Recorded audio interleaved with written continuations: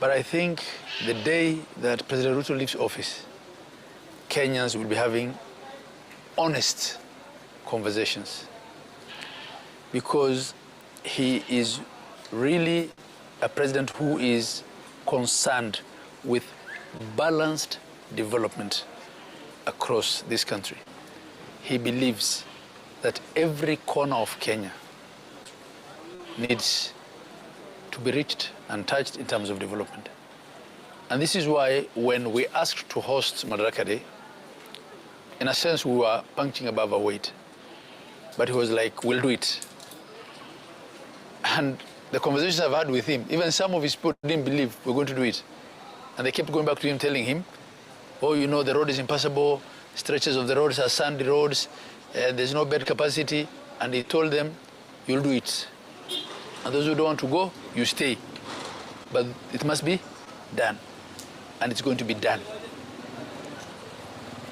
And it will have proved to Kenya that we can have national holidays celebrated in Turkana, in Wajir, and in every other corner.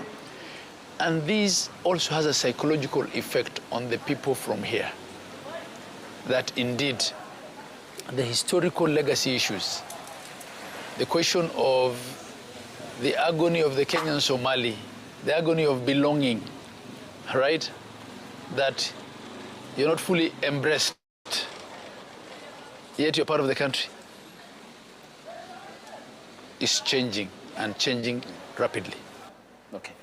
And certainly the devolved system of governance, if we were to have a conversation about how this has entrenched good governance across the country, as the Council of Governors chairperson, what then should be the scorecard? How has it impacted the lives of Kenyans across the board?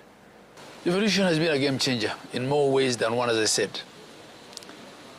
And it is okay for the two levels of government to at times criticize each other.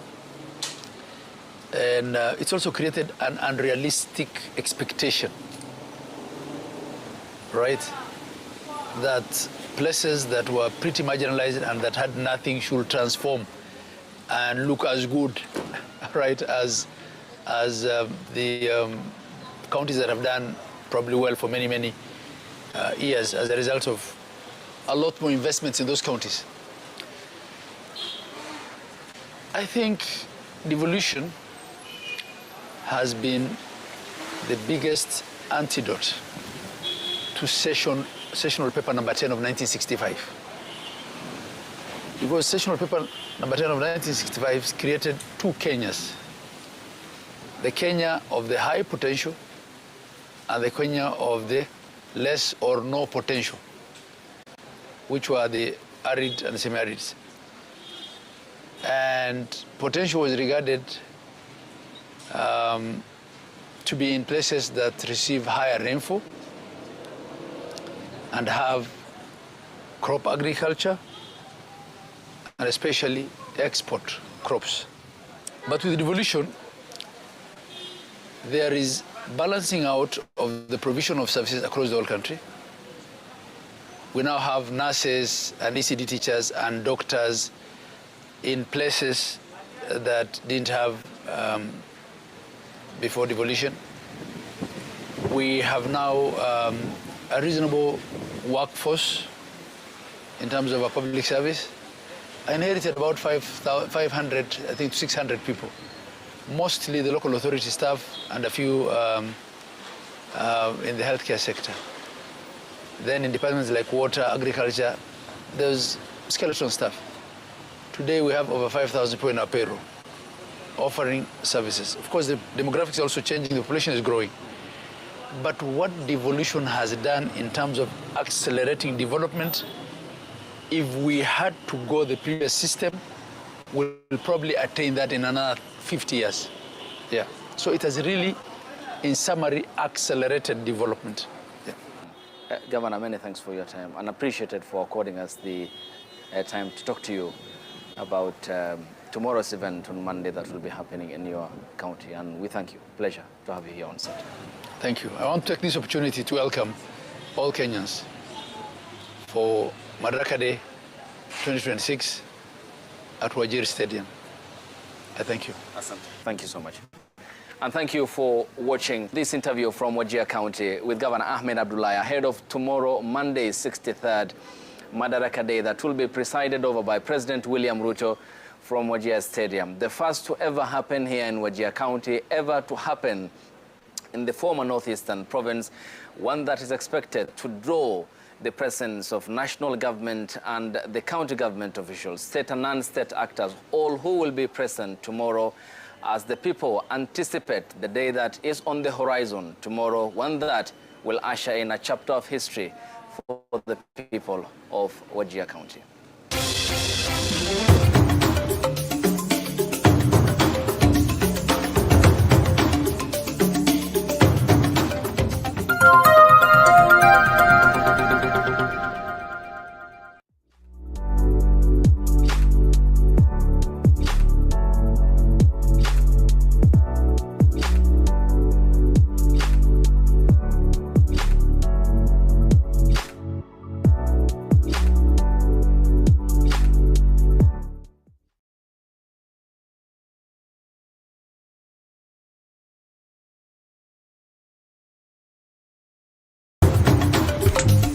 UDA ina ushawishi. Unasema mtu yote atakayesimama na UDA atanguka? Bila shaka.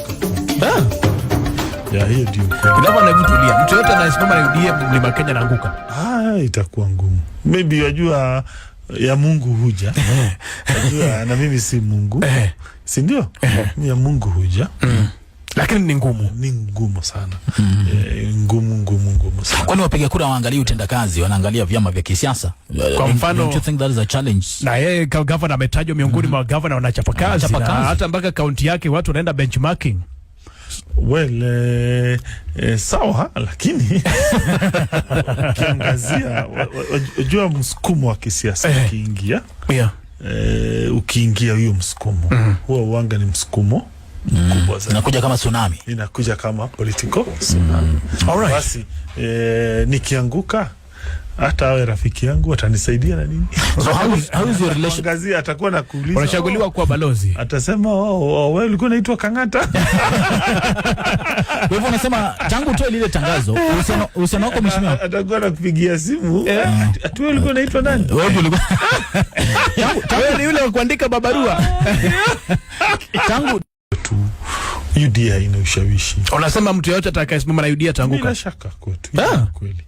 Ya hiyo ndio kweli. Ingawa anavutulia. Mtu yote anayesimama na UDA Mlima Kenya anaanguka. Itakuwa ngumu. Maybe wajua ya Mungu huja. Wajua na mimi si Mungu. Si ndio? Ya Mungu huja. Lakini ni ngumu. Ni ngumu sana. Ngumu sana. Kwani wapiga kura waangalie utendakazi, wanaangalia vyama vya kisiasa? Kwa mfano, don't you think that is a challenge? Na yeye governor ametajwa miongoni mwa governor wanachapa kazi, na hata mpaka kaunti yake watu wanaenda benchmarking. Well, sawa, lakini kiangazia unajua msukumo wa kisiasa ukiingia. Ukiingia hiyo msukumo, huwa uanga ni msukumo kubwa.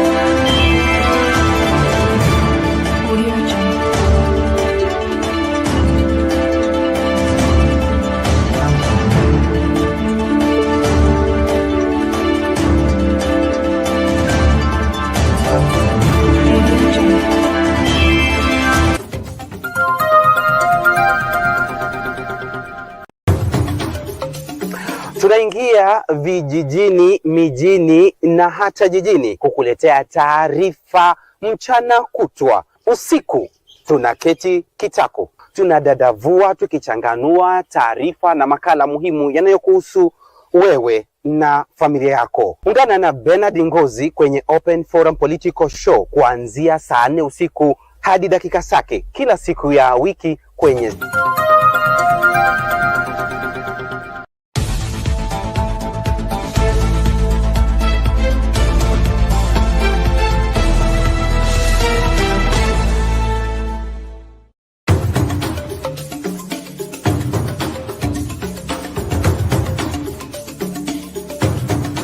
Kutoka vijijini, mijini hadi jijini. Hii ni Sound Kanti Talk Live.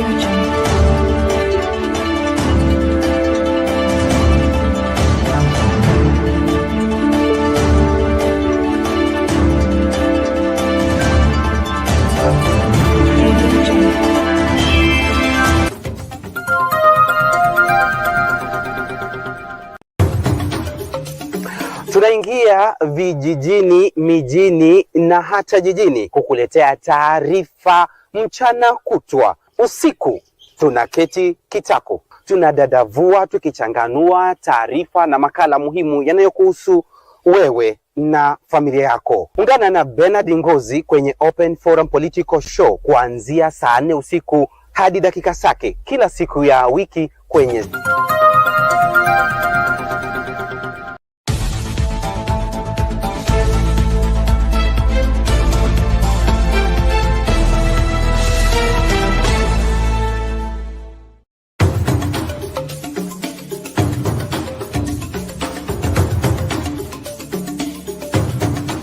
kutoka vijijini, mijini hadi jijini. Hii ni Sound Kanti Talk Live.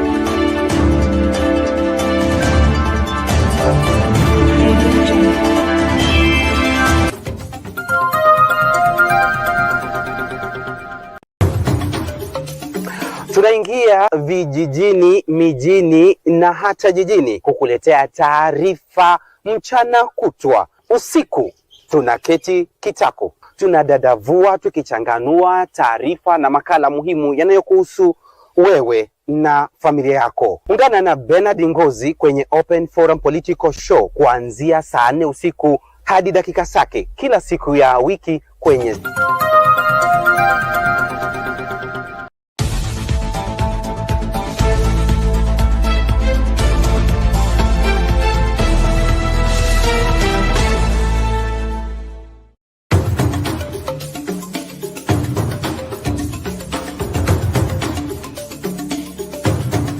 kutoka vijijini, mijini hadi jijini. Hii ni Sound Kanti Talk Live.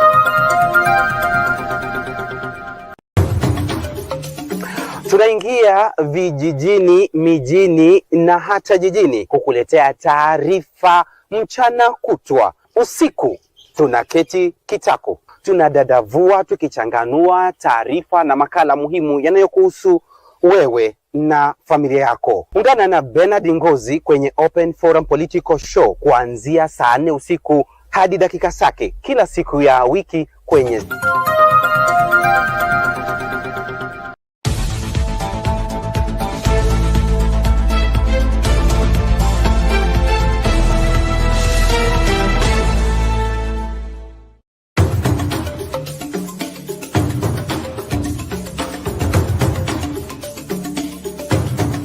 kutoka vijijini, mijini hadi jijini.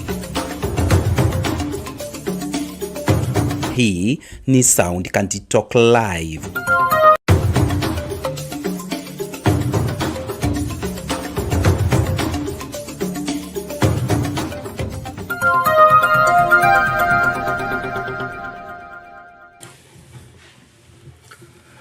Well, greetings to you. Thank you so much for choosing to be part of our conversation tonight as we look at our political development and what we are required to do in order to be the right side of history. Well, we are waking up to Madaraka Day. This should be the 63rd Madaraka Day, if I'm not wrong. And the country is torn between working from the past historical injustices and perpetuating the same.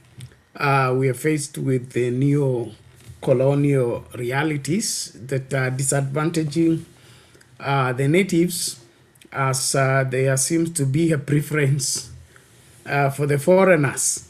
I would love to hear what your opinion is on what is prevailing at the moment. And then, of course, it's important that we all come out clean and tell each other the truth. I want to salute all of you that are joining us from wherever you are. Please let us know from where you are following us from. And, of course, if you are able to get us or not. Let's have an interaction here as we want to look at the current state of affairs, especially this court case about the establishment of an institution that would quarantine, to be precise, to handle the Ebola cases that are in DRC, Congo, and this proposed quarantine is to be established in the Laikipia Air Base, and they will attend to the American citizens that are exposed to Ebola from Congo. And so the debate is on why would a problem that is yet to get into the country, Kenya, be brought to Kenya. And this is in the backdrop of, I believe should be, if I'm not wrong, the Secretary of State of the US that is forthright in expressing himself by posing the claim that Ebola victims or people exposed to Ebola, regardless of their citizen status, they will not be allowed on the United States soil. So why the double standards? And if they cannot be allowed on the American soil to protect the Americans from being or contracting Ebola, then does it mean that Kenyans are less human, or don't they also have a right to protect their soil and protect their space from Ebola? this is smelling bad. It's smelling bad, and I think we just need to come to terms that despite the passing of time and, of course, the so-called civilization, our being subhuman or less human as I would say developing countries is no longer a hidden secret. It's out there in the open. And to sum it up, that rumors has it that it is a deal between the president and the United States. It's really interesting. It's really interesting. And so I really would want that we all as a people come to terms that some of the people we put in leadership have no regard for our well-being. And I mean, to them, it is the same business as usual. And cutting deals is the difference between leaders and dealers. When we have dealers in the place of leadership, I believe this is what we are treated to. This is what we're exposed to. And in my opinion, it's bad. It's bad. It's bad. I remember during Moi's time when there were sanctions and demands by IMF, World Bank, and all that. Mzee Moi used to say that Kenya is a sovereign state.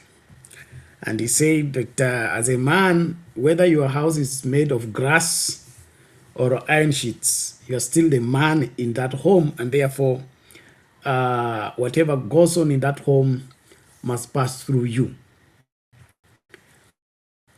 Why are we selling ourselves cheap, and why would we even come to that a decision in the first place? When did it become so easy to expose Kenyans to danger without thinking twice? What happened to consultations? What happened to a serious consideration of what is at stake? How can an individual or a few people decide on a matter that can affect the livelihood of the Kenyan people? And so this goes out there, I think, as a lesson, one, and then a warning that when it comes to deciding who leads us, we better think twice, because putting dealers in the place of leadership, I really would want us to appreciate the fact that we are not safe with bad leadership, and we shouldn't compromise when it comes to the quality of the people we place in leadership. Our lives depend on that. Our future depends on that. Our progress as a people depends on that. So this political leadership in our country needs not to be left to the name of numbers, that somebody has a numbers or somebody has a following. Is he able to protect us from danger? Because the number one responsibility for the head of state and the head of government is the safety of the Kenyan people. Now, if he's able to sign a deal that will expose Kenyans to danger, even without consulting them, or without in any way involving them, then it goes without saying that we are solved, we are done as a people. And this doesn't look good. And so let's wake up from our slumber and begin to interrogate what's happening. And then, of course, take lessons. Take lessons. Take lessons in the sense that we have a general election in less than whatever, in 1 year's time. Or are you going to put back in office the same people that are willing to sell you at no price? Will you be at peace going to vote into office an administration that want to do anything to please the visitors or the foreigners at your own expense? Will you be okay doing that? Is that wise? I mean, is that a wise move for you to do that? And so I want to call us to think, because at times when it comes to political decisions, we tend to, brush off serious, deep thinking on those decisions. Like what I'm seeing trending now on social media about this matter of the Laikipia quarantine set up to take care of people exposed to Ebola who are Americans. You can see we are united to some degree, but not completely united on the same. And then, of course, we have the undertones of those that are pro-government, that they are torn between standing by the same government that want to expose them to Ebola, as well as rejecting what the opposition or those people with divergent opinion are saying. And so because they are torn between the two, they would want to sit on the fence. And I think this is not a matter for anyone to sit on the fence. Whether, leave alone Ebola, okay? No matter what, anything that places the lives of Kenyans at risk should be rejected by all means. And some of you that can remember very well, there was a fierce debate during, I think, Mwai Kibaki's administration on the legalization of GMO products in the country. And it couldn't sail through parliament. It was postponed over and over. There was fierce exchange on it, and all of it was pegged on one thing. The Kenyan lives should be protected. So what happened? What has changed? How come this time nobody's talking about the welfare of the Kenyan people? Everybody's talking about what we may benefit from this. The same Trump administration is the one that scrapped off the US aid that was helpful to some livelihoods, some NGOs that were running some, preventive programs like whatever HIV and other matters. All those NGOs are suffering right now because the funding was cut off. So one hand is cutting off and the other hand is pretending to be with you and wanting to help you by exposing to Ebola. I don't think that's admissible. So no matter what deal is there, to me, let that deal be thrown out of the window. We cannot put the livelihood of Kenyans at risk in the name that will make some kill here and there. There is more to life than making the money. And of course, the number one priority for any serious and responsible government is to protect its people. If that is not being done, then there's no need of us having that or whatever administration in place. We don't need it. And that's why I also appreciate what some TikToker is talking about, the Linda Mwananchi whatever faction, or rather Linda Mwananchi group, that is agitating for better Kenya, change in Kenya. I think they should have enough numbers, if not to succeed in impeaching the current president. Let them make an attempt. An attempt is as good as impeaching. At least we have that opportunity. Let there be, there was an attempt, even if it doesn't succeed. Because this allowing somebody who is dealing with the livelihood of Kenyans and for monetary consideration, and it just gets off the hook like that, we are making an imperial president again. We are slipping back into that place that the president said, and that is final.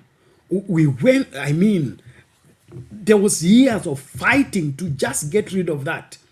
This issue of orders from above, it was the daily happenings in the 80s and in the 90s, and it took a lot, years of struggle to get rid of that. And then we are quietly allowing it back by accommodating this kind of excesses.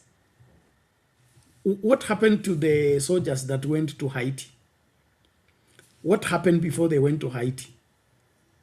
There was a fierce fight by this administration.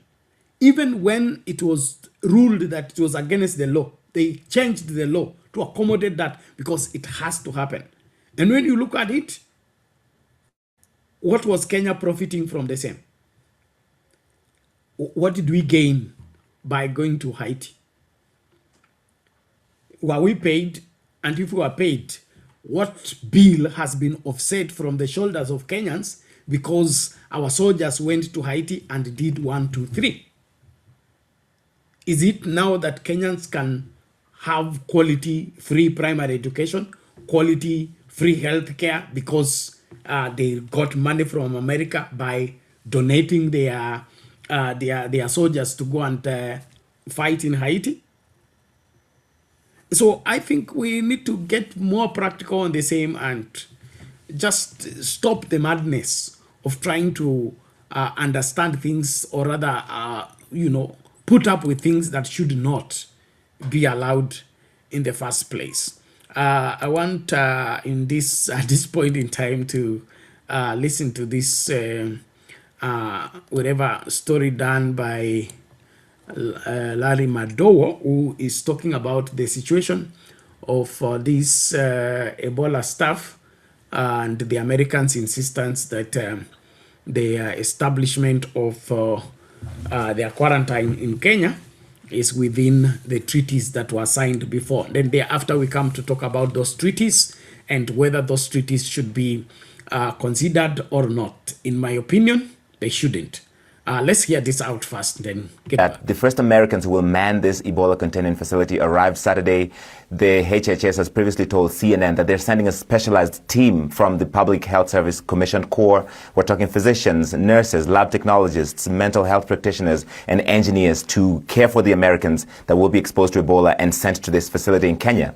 A high court here in Kenya put an injunction against it temporarily until this case plays out in court. The reasoning is that this could endanger public health. And the other question from Kenyans is, why is this specifically for Americans and not other citizens? The health minister addressed this in an interview. There's no way where it is said we are bringing Ebola patients to Laikipia. That facility is a military facility. Kenyans defense forces will use that facility. Other Kenyans will use that facility. And by the way, let me say this. I don't know why people are so much about the US. If there's one country that has contributed between 25 to 35% of the health budget since independence.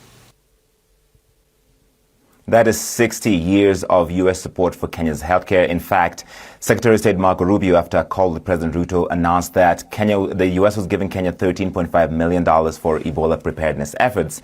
But many in the country, including the Doctors Union, the Law Society, are challenging this. They feel that Kenya is not a geopolitical isolation ward and that Kenya should not be accepting this money in the first place. The other aspect of this, Victor, is that both the current Kenyan and American administrations have a history of violating court orders they don't like. So it's a possibility that they could go ahead with this quarantine facility even though there's a court order blocking it.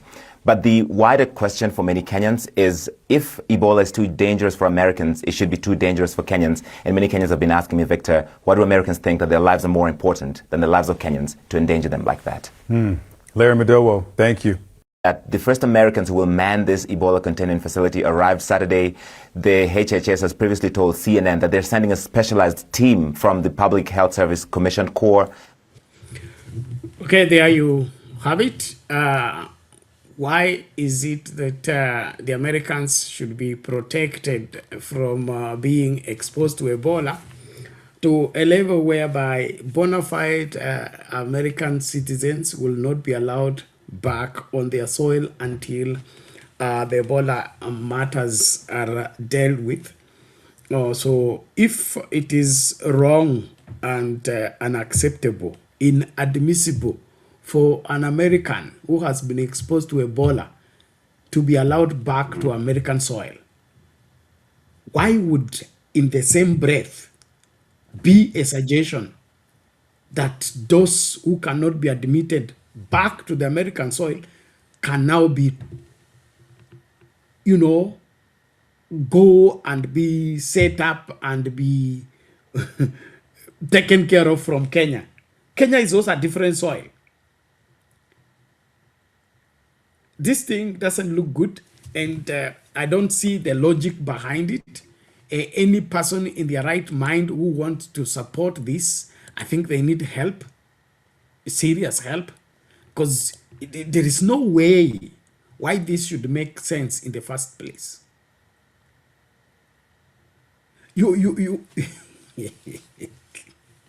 This is very serious. That you can, say that your number one priority is to protect the Americans from any danger. And so you cannot allow people who have been exposed to Ebola into the American soil.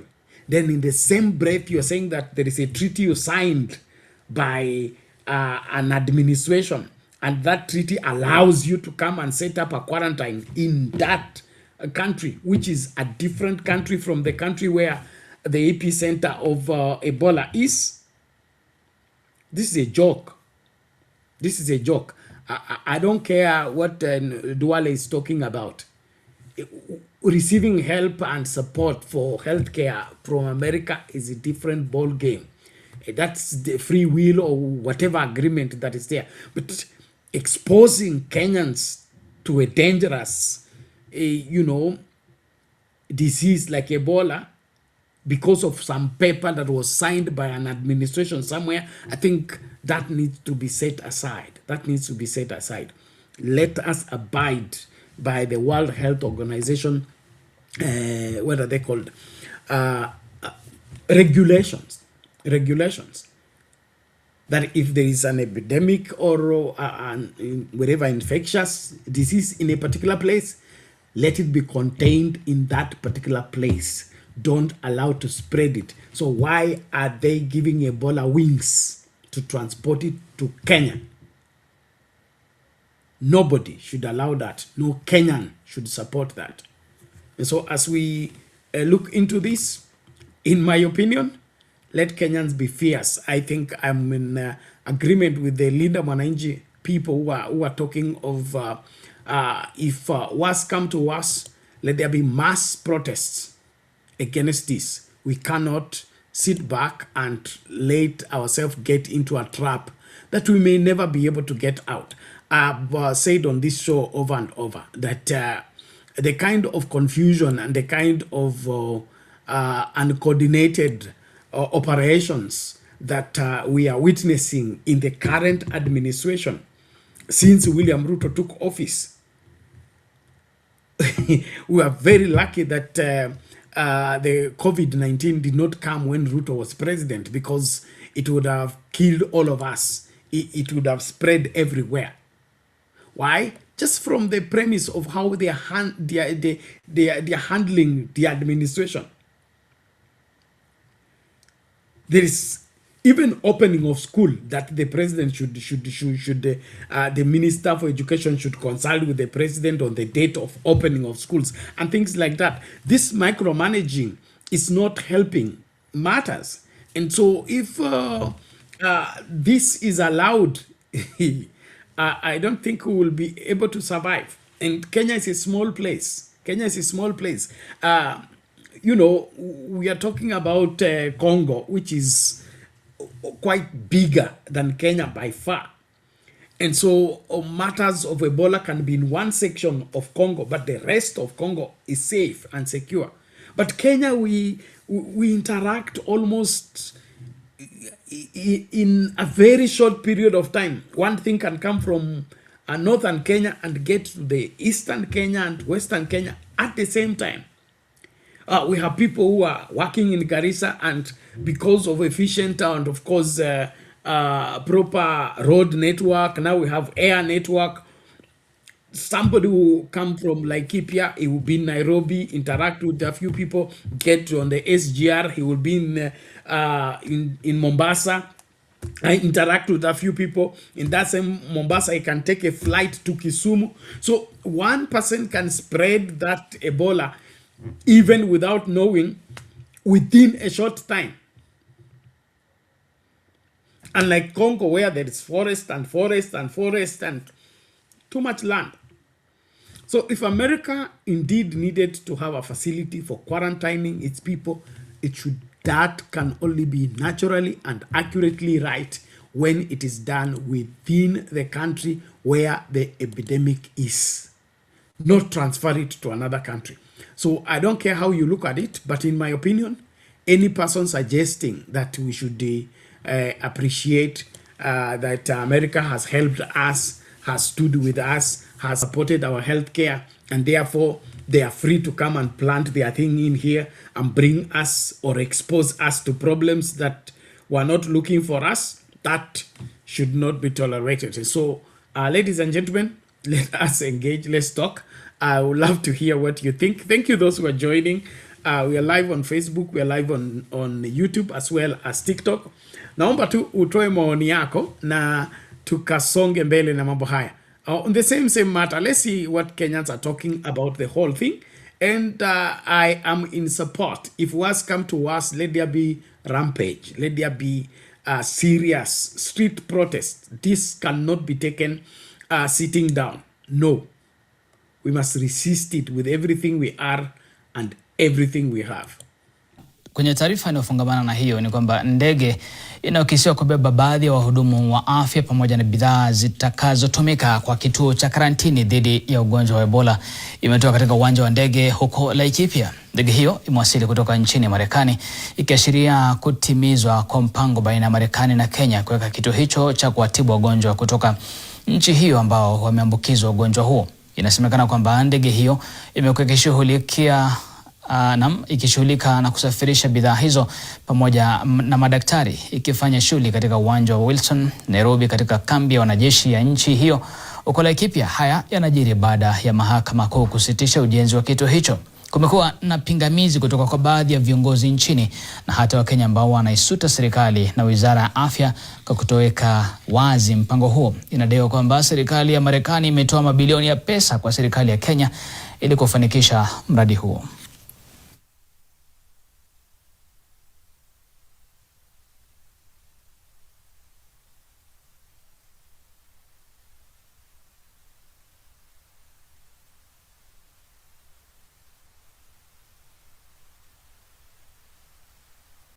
Kwenye taarifa inayofungamana na hiyo ni kwamba ndege inayokisiwa kubeba baadhi ya wahudumu wa afya pamoja na bidhaa zitakazotumika kwa kituo cha karantini dhidi ya ugonjwa wa Ebola imetoka katika uwanja wa ndege huko Laikipia. Ndege hiyo imewasili kutoka nchini Marekani, ikiashiria kutimizwa kwa mpango baina ya Marekani na Kenya kuweka kituo hicho cha kuwatibu wagonjwa kutoka nchi hiyo ambao wameambukizwa ugonjwa huo. Inasemekana kwamba ndege hiyo imekuwa ikishughulika na kusafirisha bidhaa hizo pamoja na madaktari, ikifanya. Okay, there you have it. And this is now where we as Kenyans and I will talk about the William Ruto administration, we become, delight into or take pride into sidelining the law or ignoring the law. Now that the court has issued some conservatory orders to the cease of those operations, and of course, until the matter is heard and determined, why would this be going on? Or there was no communication with the relevant authorities. Those orders are supposed to be served to relevant people at at the same time. So why would there be that the plane is landing and bringing expertise who are supposed to take care of that quarantine center when it is now been put to hold? That simply means even the courts and the courts' decisions are just a kind of control the anger of Kenyans, or contain the situation, give them some cooling off window, and then continue with business as usual.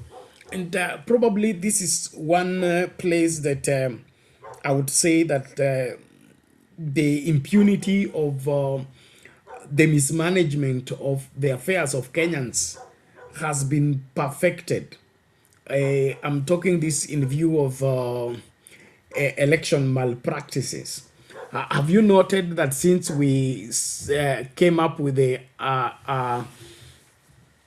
determining of disputes concerning presidential elections to go through the Supreme Court since 2013, have you seen the way the Supreme Court has become a conduit for rigging election? Go to the Supreme Court takes you round and round. The temperatures in the country cools down, and of course the person who lost the election is declared the winner. The one who won the election is declared a loser, and there is commotion here and there. It cools down and business continues as usual. So it appears that we have perfected that culture of impunity, and no matter what the court says, the William Ruto administration want to do what they are purposed to do, regardless of what ruling comes from the court. And this is a bad presidency that we are putting up. And if we Kenyans don't do anything about it, we may not walk out of this, pit we are digging for ourselves. We will not be able to handle, when there is no, when the masses come to conclusion that there is no justice being served in our courts, and the only way for us to get justice is to take the law in our own hands. When the majority of Kenyans come to that conclusion, we will be worse off than when there is adherence to the rule of law. And so it is better for William Ruto when Kenyans still respect the courts and respect the rulings from the courts. But if he wants to show them that the courts can rule this way, but he can continue doing the way he likes, then Kenyans are also coming to appreciate that and say, now the courts are no longer serving the interest of the masses of Kenyans, and therefore they are part and parcel of the problem, they are part and parcel of the oppressor. Then let us defend ourselves. Let's use our own means to be able to keep ourselves safe and secure.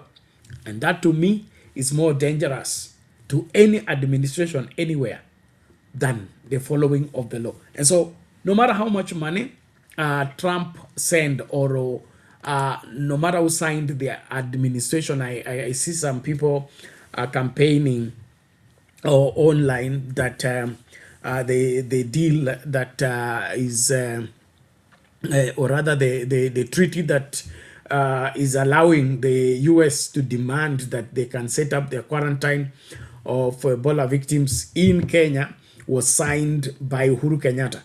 And that's one of the things that really annoy me, okay? It annoys me a lot in the sense that we seem to be looking for an scapegoat on every matter. It's clear that this is unacceptable. Then you tell me it is Uhuru that did it. So if Uhuru did it, does it make it right? And this is nothing new also, because Raila Odinga used to be the best excuse, okay? Raila Odinga agreed with it. Raila Odinga supported it. Even Raila Odinga said it. And so it used to be, if Raila said it, then it must be right. Now Raila is silent, is dead and gone. And now they have switched gears. Instead of, it is even Raila said, even Raila agreed, it has now become Uhuru signed it. It is Uhuru also did it. So you cannot protest against it because it was Uhuru. Who says that? We did protest against Uhuru. We did protest. And also, there is also this ardent separation between Uhuru and Ruto. They say, oh, this was done during Uhuru's time. There was no Uhuru's time that Ruto wasn't around.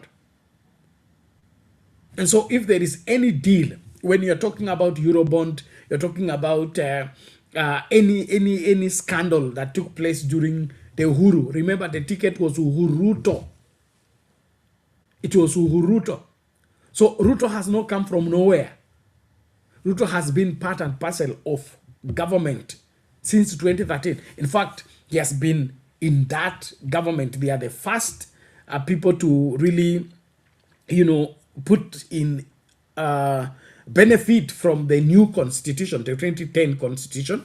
They are the first implementers of the constitution. Of course, there are parts that were done by Kibaki as Kibaki was leaving office, but the really people that rolled out the implementation of the new constitution by being the first beneficiary, it was Uhuruto.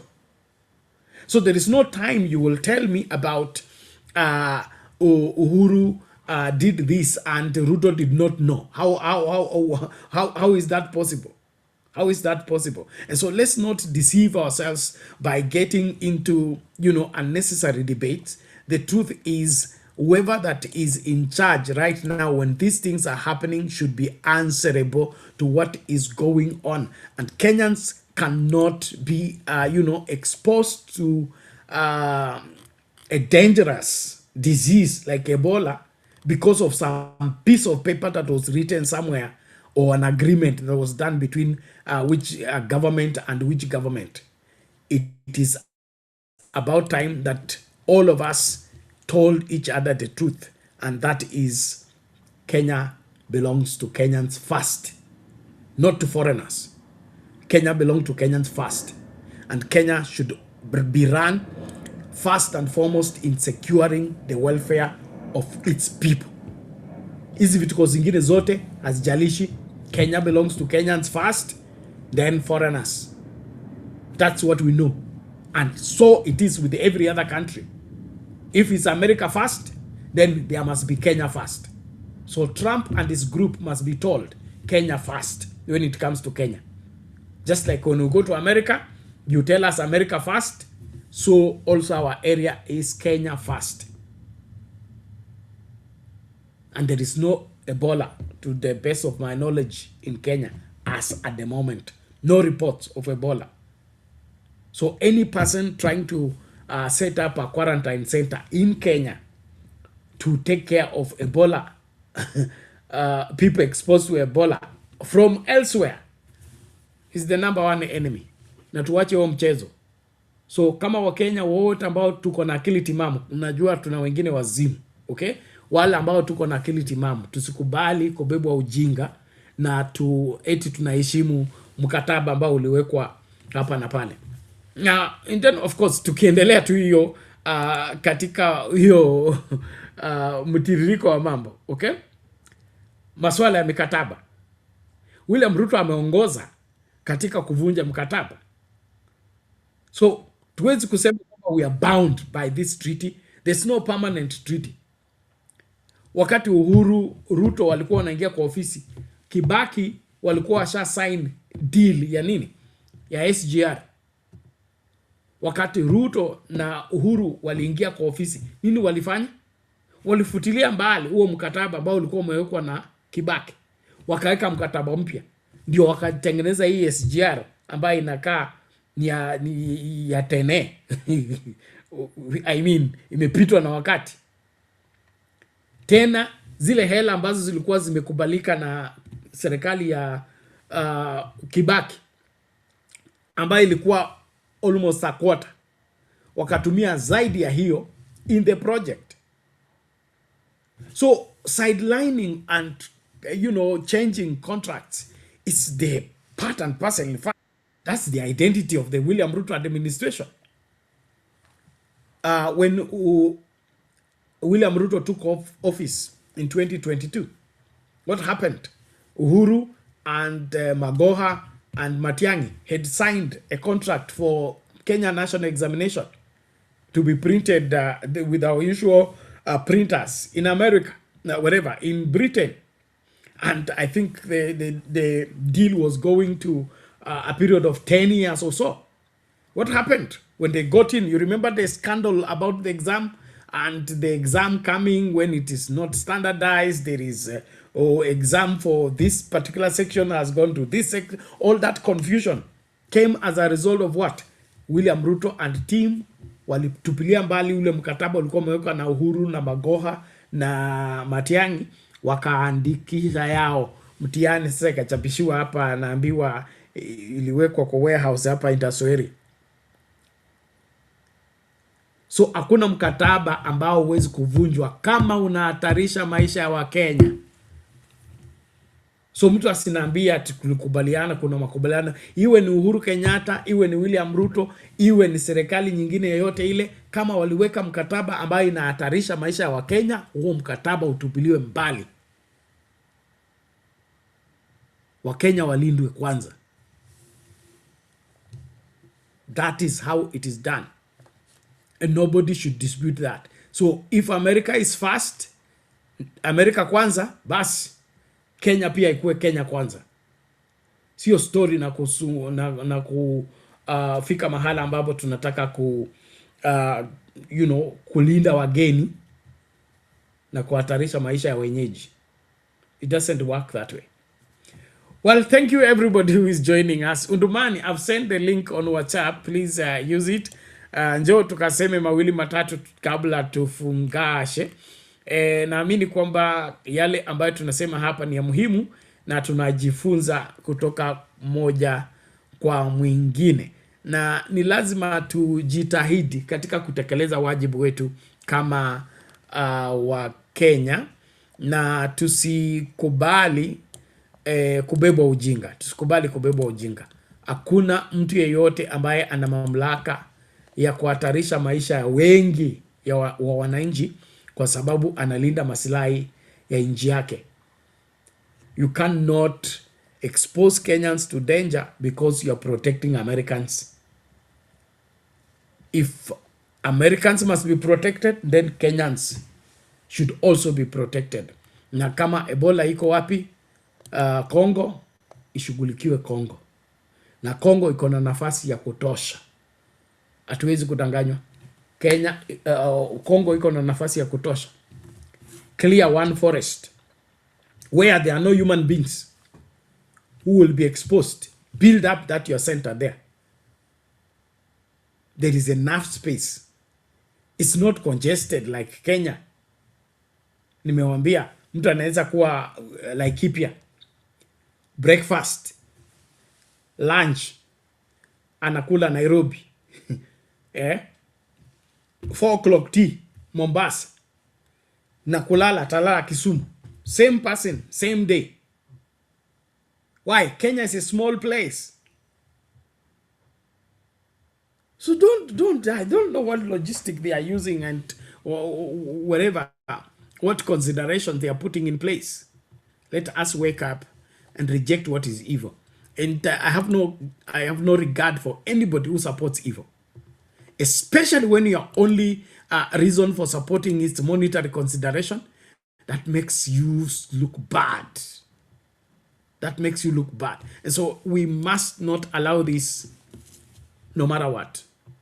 Let's reject what is putting Kenyans' lives in danger. It is time to say no. Say no, say no, say no, and insist on saying no. Let's not, coil in and be able to admit what should be rejected. Ladies and gentlemen, thank you so much for choosing to be part of our conversation on Sound Candy Talk. Please tuendelee kulike video. Na watu wa TikTok, asanteni sana kwa kujoin. Tafadhali like video, tusaidia kushare hiyo live ili watu wa TikTok wasivute, they will pull down the show if nobody's liking the video and commenting on the video. So please do so, and you can give your views in the comment section. We will be able to read some of it as we proceed with the conversation. I'm waiting kwa watu wangu hapa waje tukazungumze masuala haya kwa kina, lakini cha muhimu hapa ni kukataa yale ambayo tunaanza kudanganywa nayo eti tunasaidiwa na Amerika. Kuna mtu anakusaidia wakati anakuletea magonjwa. Na historia ya Kenya ama Afrika nzima ni kwamba uhusiano wetu na the West umekuwa na faida zake, lakini umekuwa na madhara makubwa sana. Umekuwa na madhara makubwa sana. Na nimesema hapa nikiwakumbusha kwamba wakati wa Kibaki kulikuwa na debate kali kuhusu masuala ya GMO products, na parliament ikazungumza kwa miaka mingi. Kwa miaka mingi kulikuwa hiyo, ilianza kwa NAC government, the first administration ya Kibaki. Then in the Grand Coalition government, the debate on GMO was on, and all of it was put to hold in the interest of the welfare of the healthy of the Kenyan people. We cannot have an administration that doesn't consider us as a people.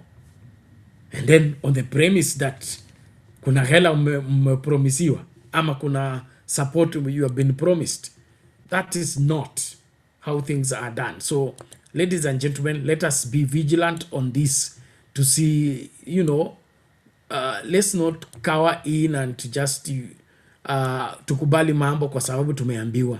Wakati umefika tufanye uamuzi ambao unaeleweka na tuzungumze lugha ambayo kama wa Kenya sisi ni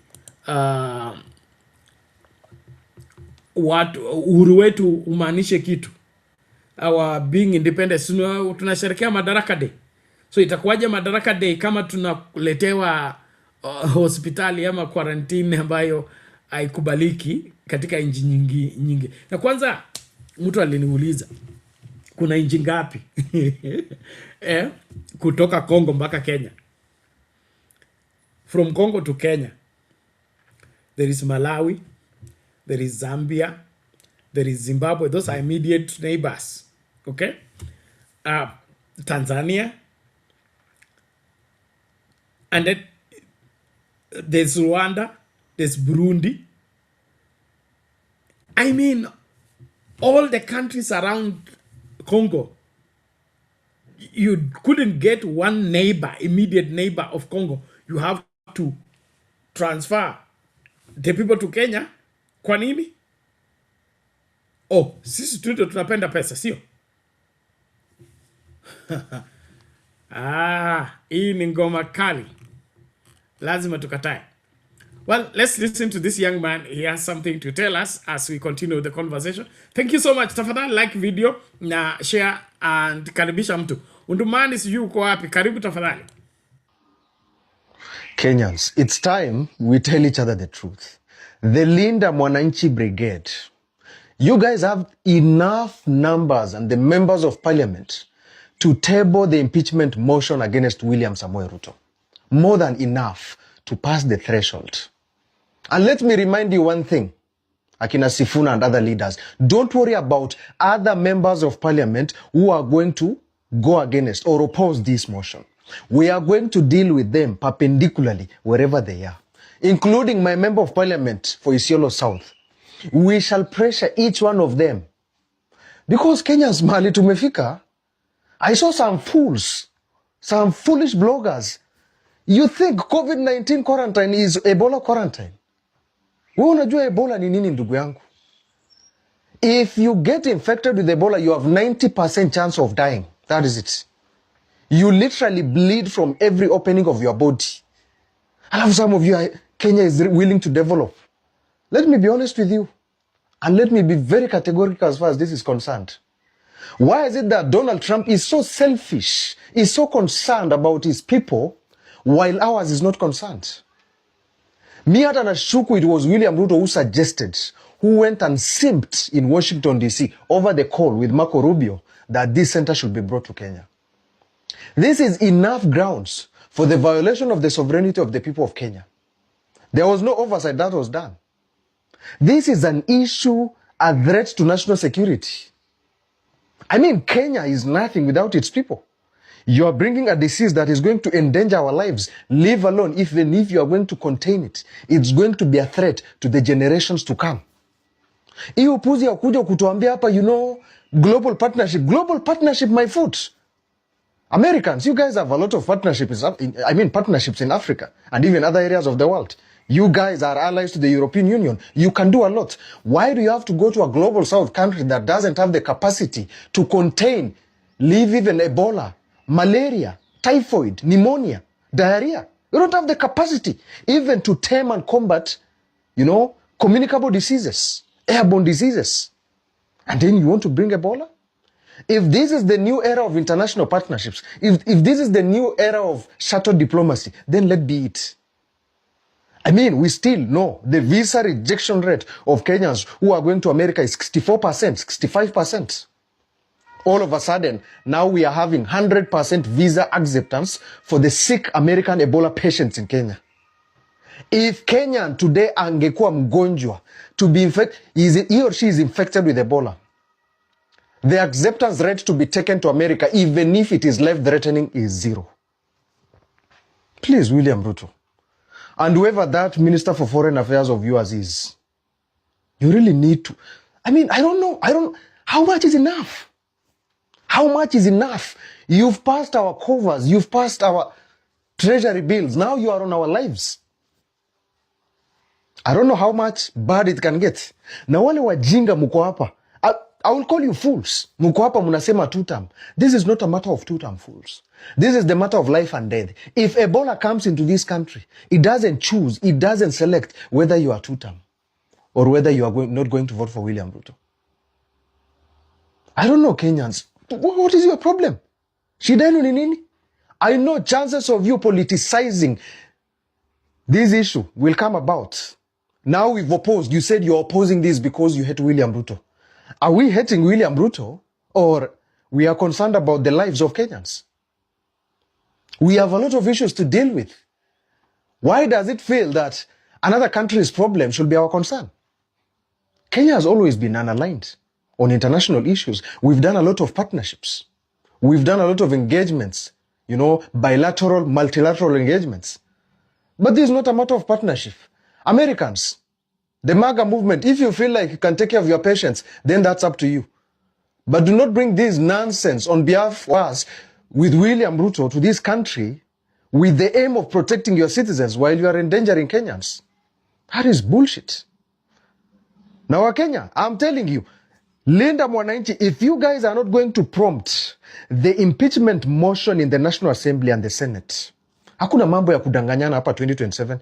Because if you can't do this, then what can you do, even if we are going to give you the responsibilities of power? Nothing else. Okay. Okay, there you hear Kenyan there, furious about the whole thing. And of course, raising very important questions there that each one of us needs to ventilate over. We seem to be drifting from the really purpose for us to have a leadership or whatever people occupying offices of great responsibility on the Kenyan soil. And this is a place where we now put monetary consideration above everything else. And that is the beginning of the fall in our country, when our politics went to be money determined, and now we are placing lives on the same premise that we will give money consideration when the safety of the people is on the line. That to me is unheard of. That is unforgivable. That because you are given money. No. And then Duale comes there and talks about even our military will be treated in the same facility. I thought we introduced SHA Shoshu so that everybody now can get the health care. Has SHA failed to work? You have told us SHA is working. Oh, SHA doesn't take care of military officers. It takes care of who?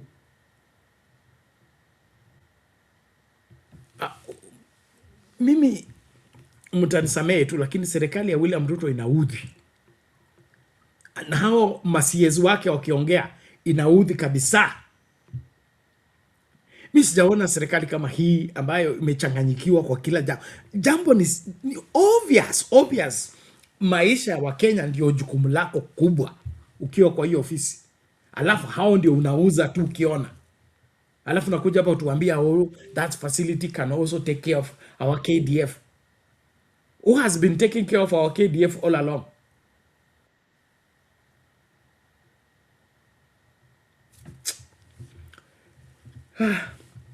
I don't want to lose it. But one other sad story is about the fires in school. And I had Murukomen give an account of what he saw in the CCTV about the Utumishi girls fire.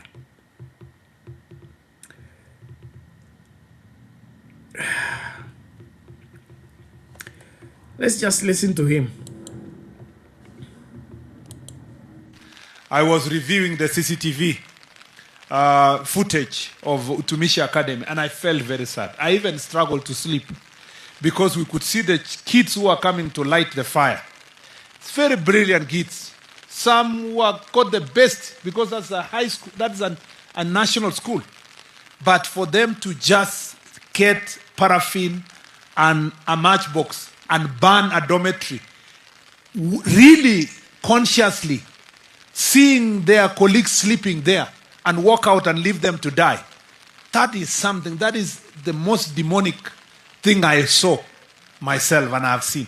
And I must say this, that as children and as students, as teenagers, because most of you are teenagers, you need to know that it is not enough to be brilliant.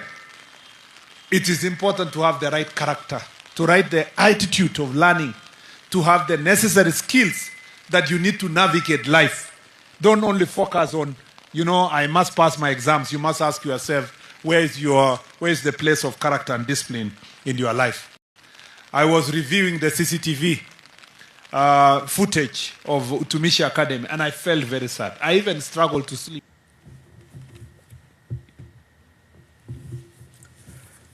Now, that is the height of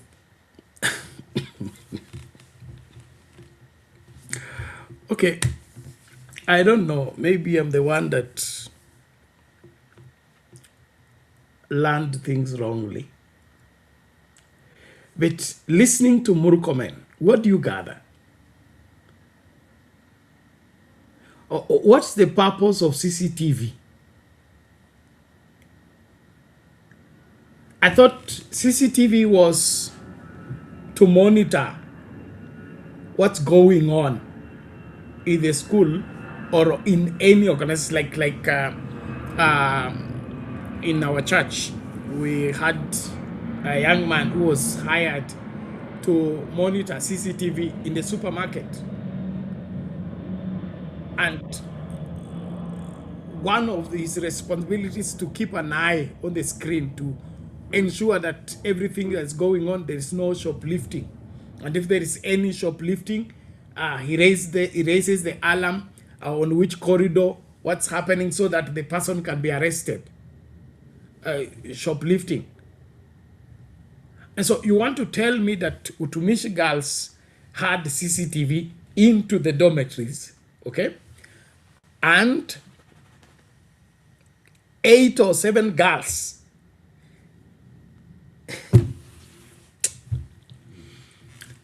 made moves, walked in the corridors and brought paraffin.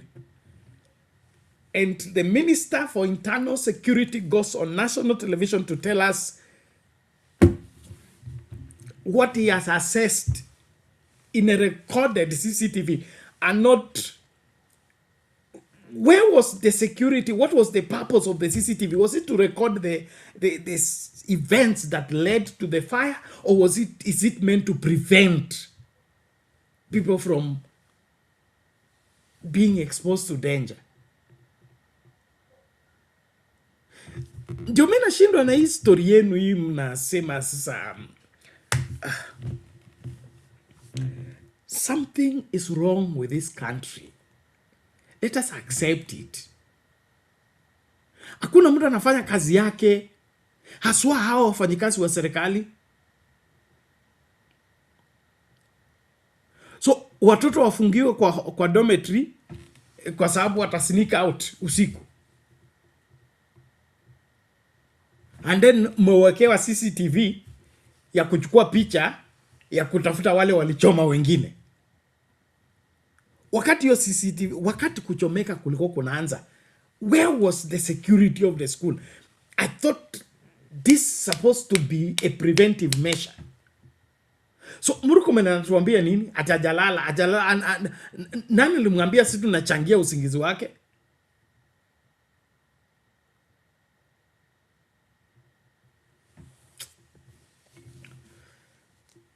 Let's wake up as a people. We are losing it. We are losing this country.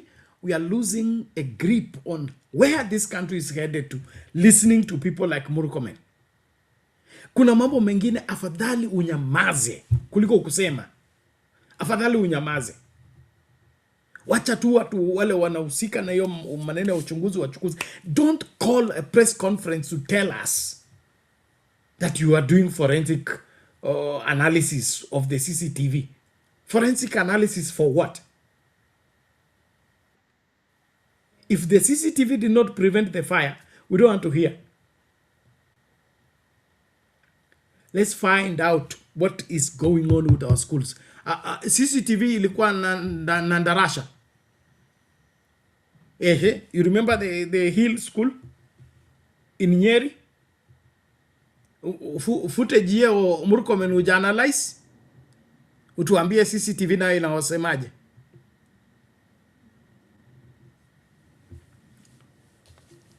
Watu wangu, inji inahitaji kutibiwa. Na hiyo tiba haiwezi kuwa vile tunavyoenenda ati tunaelewa. We should have heads rolling right now. The entirety of the Ministry of Education should be on fire right now. Sio hii mchezo kuja kuambia watu umeona CCTV. CCTV unaenda kuiangalia wakati maafa yamefanyika. Then unakuja kutuambia eti umeona watoto wakichoma wengine. What happened to prevention is better than cure? Na serikali ilikuwa na mkono mrefu. Sasa hii mkono imejikunja.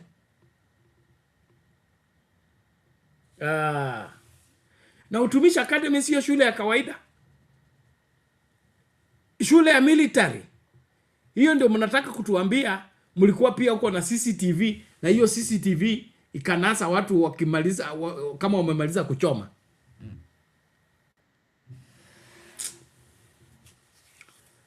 Oh, sawa. Thank you. Yes, who is this? The chosen. Yes, niko YouTube. Look for Sound Candy Talk Live. Sound Candy Talk Live. Utatupata YouTube. Thank you so much. Asante sana. YouTube tunaitwa Sound Candy Talk Live. Sound Candy Talk kwa Facebook. Sound Candy Talk kwa TikTok. Asanteni sana. Naomba tumakinike kukaribishana, kuchambua, lakini haya mambo yanaudhi sana. Kama vile nimesema, kuna mambo afadhali uyameze bila kuyasema. Yes. Kama una kitu cha kuambia watu, usifungue mdomo wako kuzungumza. Haswa kama wewe ndio unapaswa kulinda Wakenya. Internal Security Minister anatuambia ataliona watoto wamebeba jerrycan kwa CCTV.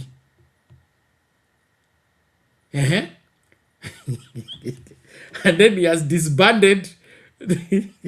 The Minister of Education now comes and says he has disbanded the board of management of the school.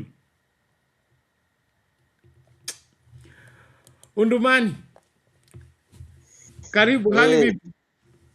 Salama Bernard. Watu hapa wanataka kuniua. Nimekuwa safari, sijafuatilia sana maneno ya shule kuchomeka na maneno ya Ebola, lakini maneno ya Ebola tunasikia tu Bernard. Hii maneno ya Ebola kwa sababu wale waliosoma ni wasomaji, hata afadhali wajinga. Wewe unawezaje kutoa magonjwa kutoka nchi nyingine ukalete nchi nyingine? Na tunapata rais kama Yoweri Museveni, dikteta yule amefunga mipaka ili Ebola isiingie Uganda. Tanzania umefunga Ebola isiingie Uganda. Sasa hii Kenya watu wako na tamaa ina gani? Tamaa hii Bernard. Na watu wanasema ni uokofu. Biblia inasema kwanza tafuta ufalme wa mbinguni kwanza, na vingine vinyewe vitakufuata. Hapana utafute wewe mwenyewe, utafute, wache Kristo mwenyewe akutafutie. Tafuta kwanza ya mbinguni kwanza, na hii vingine yote itakufuata Bernard. Sasa ndio hiyo affordable housing, biashara ndio hiyo inaingia madola usiku na mchana, utosheki na hiyo. Barabara ndio hiyo, unalipisha barabara, utosheki na hiyo. Ndio hiyo sijui nini, utosheki na hiyo. Sasa umekuja kununulia Wakenya ugonjwa. Hii pesa hii Bernard itawasaidia mpaka lini Bernard? Hii pesa hii. Kwanza mimi naomba tu ya kwamba Bernard, hii Ebola ianze kushambulia watoto yao kwanza. Ianze kugusa watoto yao kwanza Bernard, diguse ya umaskini. Kwa sababu mtu huwezi kuleta magonjwa hapa Kenya, alafu wewe uko tu free tu kukula pesa Bernard ya Ebola Bernard. Mimi nashindwa hii viongozi wetu wamepungukiwa akili ndio hakuna. Hii nchi wakujitayarisha kutawala Kenya Bernard. That's why Moi alikuwa anasema hapa sioni kiongozi. Kiongozi hapa hakuna. Naona tu kiongozi Uhuru Kenyatta peke yake. Lakini hii viongozi yote, hata Odinga alikuwa ndani, hata Ruto alikuwa ndani. Nani alikuwa ndani wakati ya Moi akisema hapa sioni kiongozi? Kiongozi peke yake ni Uhuru Kenyatta. Uhuru Kenyatta. Lakini wengine Bernard hakuna Bernard.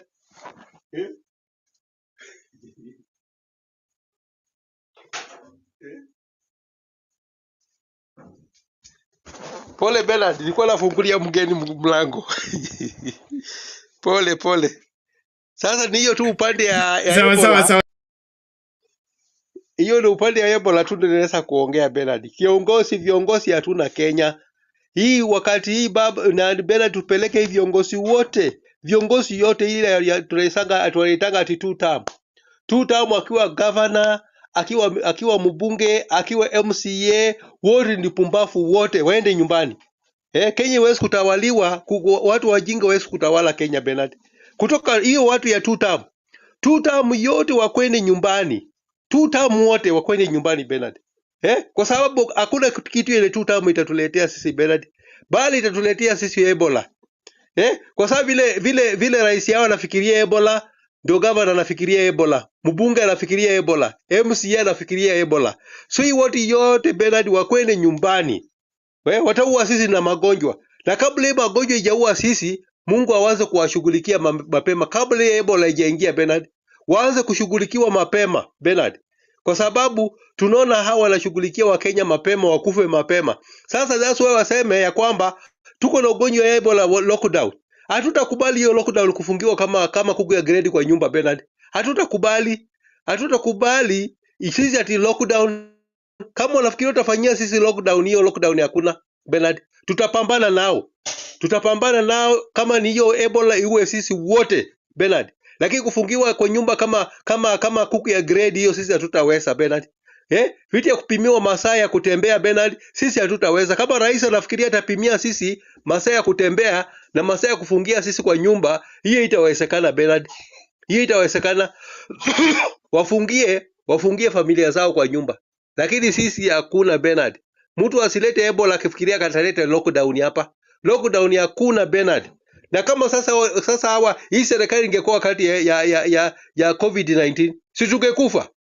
Hii serikali ya 2 term ingekuwa wakati ya COVID-19. Hati hao ndio wako katika madaraka.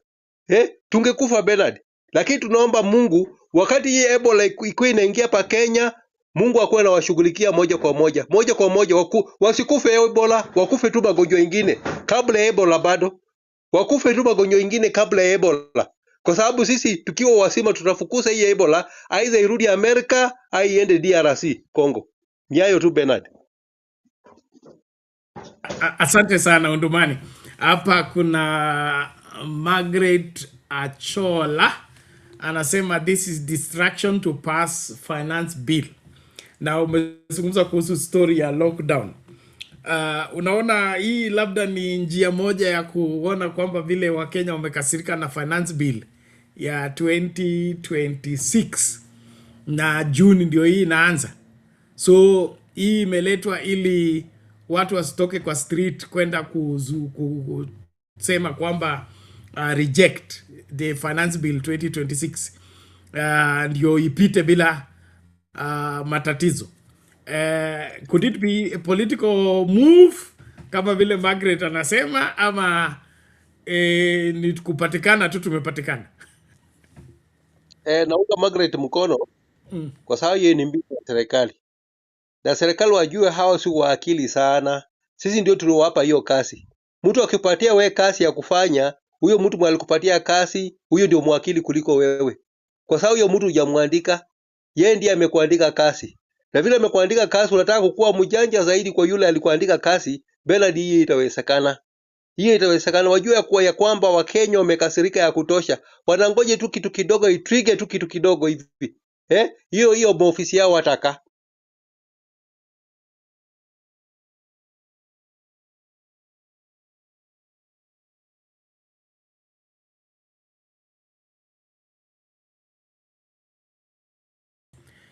Sabahani Undumani, labda mitambo yake imeleta kizaazaa, lakini ningependa tuangalie hilo swala kwa kina.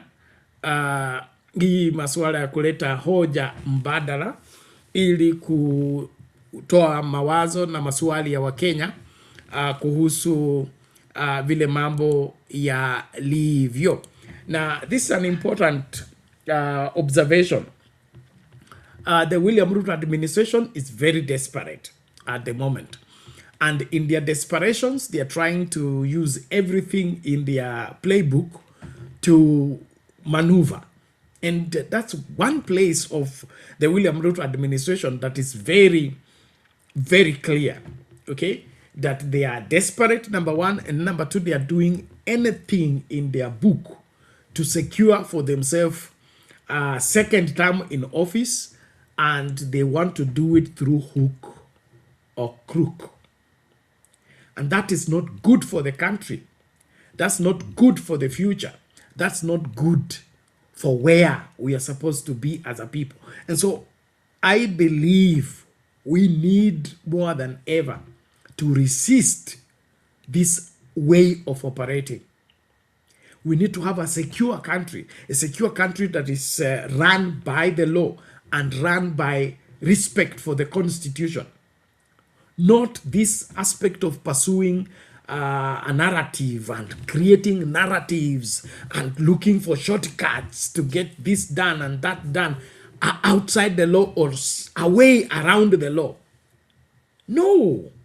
The law enforcers, the government that has sworn to protect and defend the Constitution, should be the one delighted in operating within the framework of the Constitution.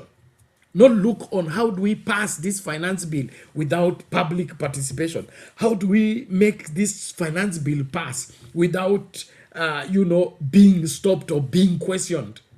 Why should we have a government that want to steal from its people? And then that same government is the one claiming to be arresting those who are stealing. This is a paradox. I believe we need to wake up. Let's wake up from our sleep and get our act together as a people. Our country needs to be fixed. And for it to be fixed, Kenyans need to speak with one voice. Let's not justify these strange moves that are being, we're being invited into. These strange operations that we are being invited into, where we are treated to some kind of circus when the country desperately needs responsible leadership. We are treated to a circus of endless, stories and excuses. And now there are those people who are now, committed into now preaching hatred against particular communities. Hate this community. We cannot work with this community. We cannot work with Wamunyoro. We will not work. I mean, what is it, by the way? What's the difference between Wamunyoro and William Ruto? From the last time I checked, Wamunyoro was William Ruto's deputy. They ran on the same ticket, on the same values. So if you tell me that you cannot work with Wamunyoro, but you can work with Ruto, something is wrong with you. Very wrong. Okay, let's just get this out of the way. Ladies and gentlemen, thank you for the support. Like the video, tafadhali, tuendelee kushare. And of course, I'm sharing these videos courtesy of the producers, and then of course, these young minds and how they are thinking and looking at what's going on in our country and voicing it out. This is a young man by the name, I think is Derek, yeah.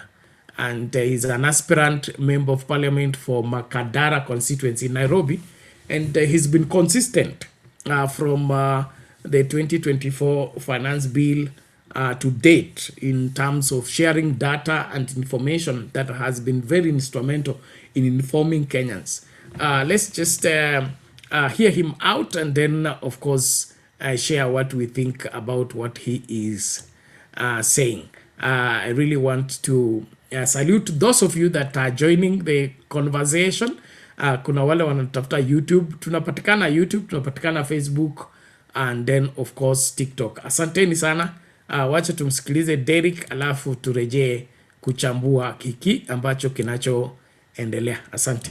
The past fortnight, vitu mob zimekuwa zikifanyika in a very quick succession, and I'm here to update you. Before tuanze, kumbuka that in this country, nothing, and I mean nothing, is a coincidence. Earlier this week, 16 girls lost their lives in Utumishi Girls Senior School's dormitories pale Gilgil. May their souls never rest in peace until true justice is served to them. A serious conversation about the safety of our children in this country is long overdue. And in all this, I smell propaganda perfectly blended with cover-up stories. Regardless, time will tell. Jiulize, why was the Ndarasha incident swept under the rug? And speaking about sweeping under the rug, harsh truth is that both you and I have a hand in this, because why didn't we show enough concern by then? Why do Kenyans always have a strange tendency of taking things casually? Ama unangoje kuwe mtu wako ndo uamini siku zuri? Kumbuka kuna siku utaipanda mahindi uvune maragwe. Hakuna venye utaenable incompetent leaders kukongoza, then we expect suddenly to wake up to positive news every morning. Half a year ago, niliposti vida nikiwhistleblow this 5-year health deal agreement that was made by our regime in collaboration with the United States. Coincidentally, earlier this week, Trump orders his military to set up an Ebola quarantine facility in Kenya within a week. Now, ukitaka kujua people holding very powerful positions are pulling strings to make this happen, listen to the turn of events. Last Thursday, LSK filed a constitutional petition blocking the Kenyan government from establishing this facility. The High Court then issued a temporary conservatory order suspending the establishment. Why temporary? Now, less than 48 hours ago, video reports surfaced that a mysterious cargo plane allegedly belonging to the US landed in Laikipia, with the video clearly showing the plane landing next to a what? Construction site. Repeated statements from Marco Rubio clearly stated that priority US is to protect its citizens, and they will do everything in their power to make sure Ebola ijakanyaga US. Jiulize, tangu lini maisha ya mlami ilikujeka kuwa more important than maisha ya Mkenya? And why do our puppet leaders think that every $1 million deal in this country must be welcomed? Bottom line is, if we don't change the status quo remains. Kanga ukijoe MP wa mtaa yako ndo kupeananga daily kasadaka. As I speak, hatuna enough united aspirants to vie for these political positions. Na uko hapo unajidanganya ati Ruto must go, juko kadi. Man, then you must be one very interesting person. Majority of our influential voices are currently dining with the oppressor, either directly or indirectly. Na wanajifanya ignorant on purpose so that they cannot create real awareness on what is really happening in our country. Nyijueni to time will surely expose you. You can fool some of the people all of the time, and all of the people some of the time, but you cannot fool all of the people all of the time. Kenya never earned independence. Until we address this, us and our future generations will simply live our lives being hypocrites, apart from obviously being IMF sole employees. We Mkenya, usidistractiwe na riba za jaba. Keep your eyes on your land and minerals kama Jacob Juma. Repost TV da, the goal is to educate all Kenyans. The past fortnight, vitu mob. Okay, there you have it. That is the Gen Z a member of parliament aspirant for Makadara constituency. And we prayed people of Makadara. By the way, I'm a Makadara voter. And so I would vote in brains like those ones, not what we are having. The people who are selling us at no price. But what he raises there, it is clear that what the Ruto administration is determined to do, they would do it regardless of what the courts say or regardless of what Kenyans say. That is very sad. And then, of course, it raises up that issue of Tumishi Girls Academy and the fires, and then in the Russia, wherever case. And of course, turns the blame on us as Kenyans that we are letting the government get away with those negligence and those excesses by not following up matters to their conclusion. I agree with him. We are very poor in following up matters to their conclusion. We only get, psyched up, get excited, do some kicks here and thereafter we go back to life as usual. That's not how we are supposed to operate. Responsible people, responsible citizens, we must follow through, especially when a matter involves government. And so, in my opinion, where I sit, what Murkomen said is nothing. It's nothing as far as that fire issue is concerned. Dismissing of the board of governors of the school has nothing to do with how fire got into a dormitory and our girls were burned. It's not board of governors. The school administration, and beside that, the security. Murkomen to come and tell us he was looking at the CCTV, it's news. So the school had CCTV and there was nobody monitoring the movements of people at night on the CCTV. Hii ndio gani? Supermarket wameajiri watu wa CCTV. They work, I think, is it 4 hours or 6 hours? They change shifts to monitor their products not to be picked without being paid. Lakini nyinyi mko na CCTV mmeweka mpaka kwa dormitory ya kukuja kuambia nani aliwasha moto, nani alionekana akipita. Hiyo ndio kusudi ya CCTV. Something is wrong with this country and we must get to the bottom of it. And the William Ruto is exposing this country to too much danger than we can tolerate. And so let's listen carefully to what Kenyans are saying and adjust appropriately. What we are being treated to is unforgivable. It's unforgivable.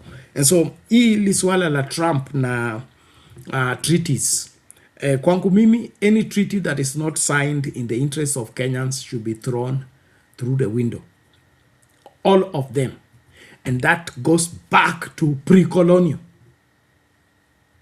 Kuna mashamba mengi sana hapa ambayo ingekuwa ikitumika vizuri, Wakenya wangekuwa wanalala njaa na chakula ingekuwa expensive kwa nchi hii, lakini ati kuna katriti sijui kalisainiwa sijui na mama na Queen Elizabeth sijui wakakubaliana sijui nini sijui Lake Victoria sijui isifanywe nini irrigation sijui all those funny treaties and agreements that we keep renewing and we live in honor of them as if they are Bible.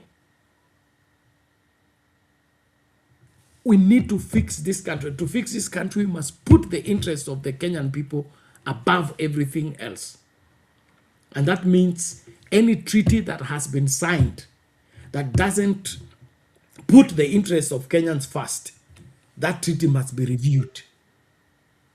And if it's not serving Kenyans, let it be scrapped off. Hata kama kuna bill, afadhali tulipe hiyo bill na tutoke katika hiyo minyororo kuliko kukaa vile tumekaa. Ati sisi tunasema Mungu nguvu yetu, tuna raise flag yetu tukisema we are free country. In a few hours we'll be getting into Madaraka Day celebration. We celebrate Madaraka gani kama Trump anaweza kaa America, Washington DC, a command army yake ikuje hapa Kenya kuweka quarantine ya Ebola? Si tustukie tu gazeti inasema. Na bado tuko sovereign. Hii sovereign yetu inahitaji hii si sovereign, hii ni mchezo. So let's wake up and do the right thing, and that is refuse anything and everything that does not serve Kenyans. We need to have a bill. Members of parliament, we need to come up with scrutiny. We need to scrutinize all these treaties and all these agreements. Its surprises are becoming too much. We can't be a free country when we are being controlled from left, right, and center. That so and so signed, Uhuru signed, Kibaki signed, Jomo Kenyatta signed, Moi signed. We need to get audit of all these treaties and look at them. Which one is for Kenya? Which one is against Kenya? Which one is serving Kenyans? Which one is not serving Kenyans? Then through these treaties that are being used as excuses to loot and control Kenya, we need to have a serious audit of each one of them. Just like there's a demand for the audit of the debt for this country, we need also to review these treaties. Because there are a lot of things that are working against Kenyans, and all of it is in the name that it was signed. It was signed. It was agreed. It was signed. And this signing did not involve Kenyans. Lands upon lands were signed in favor of the UK colonial masters. Those lands are still affected today. Even Moi alikuwa amepeleka now from 99 years to 1,000 years. A review must be done. Audit has to be done. And then, of course, Kenyans should participate into the same. And so, wabunge wote ambao mnanisikiliza, wakati umefika tuone mkifanya kitu ambacho kinaguza wa Kenya papa hapa. Tuache hii story ya kufanya nini? Ya kukaa kana kwamba sisi ni watumwa milele na chochote kile ambacho foreigners wameamua hicho ndicho kitatendeka Kenya. Hakuna haja basi tuitwe Kenya, watuite tu a colony of the United States of America, or the other Kenya state to be added to Georgia and the other states. So ijulikane kwamba president ni Trump na sisi ni wa America. Kwa sababu decisions cannot be done about Kenya against Kenyans without us. There's nothing for us without us. And so, Kenyans of goodwill, let's be set. If this court order that is being listened to on Tuesday, if it doesn't put this thing to halt, lock out the people exposed to Ebola out of this country, then let Kenyans take the law in their own hands. Let us do what we must do to protect this country. If William Ruto and his administration cannot take care of us, let's take care of us ourselves. Yes, let's take care of us ourselves. Let's guard and protect our borders by ourselves. Protect the communities that are around the borders. Kama mbaya, ikuwe mbaya tu. Kwa sababu huu ni mchezo. Watoto umelea mtoto, umelipa school fees, umefanya nini, mtoto anaenda shule, umemfikisha shule, umehand over kwa administration ya shule, unajua compound iko sawa, iko na fence na kila kitu, mtoto ako salama. Then in the most sacred and safe place that the child should be, that's the place where the child is banned. And then the minister concerned comes to tell you he has disbanded the board of governors. He has watched the CCTV and he can't sleep.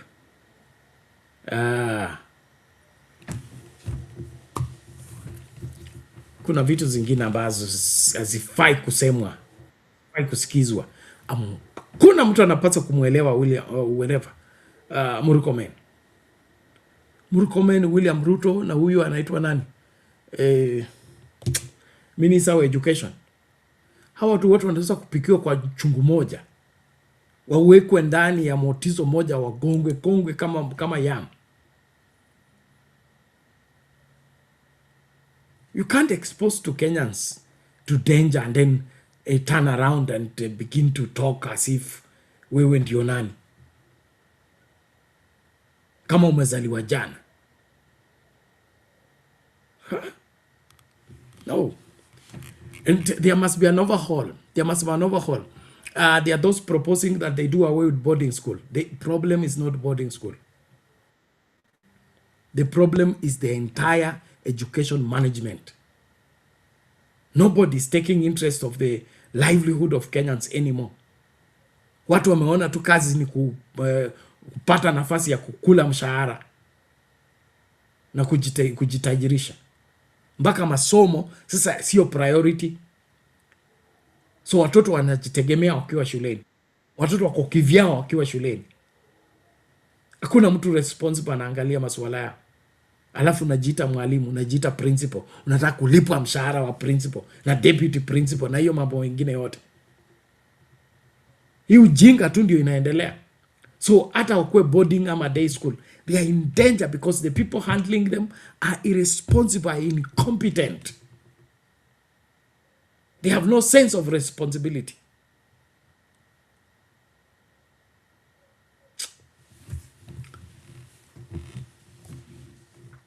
Let's get our country back. Let's fight to get our country back. I miss the days when education was education. When going to school was something to be proud of. And being in school, you knew you were in school. From the teachers, from the subordinate staff, everybody in the school compound understood this is a school environment and education is given a priority. So everybody was working out to enhance and secure the progress of the students, including the subordinate staff. Halafu unakuja hapo kutuambia hata umeona CCTV.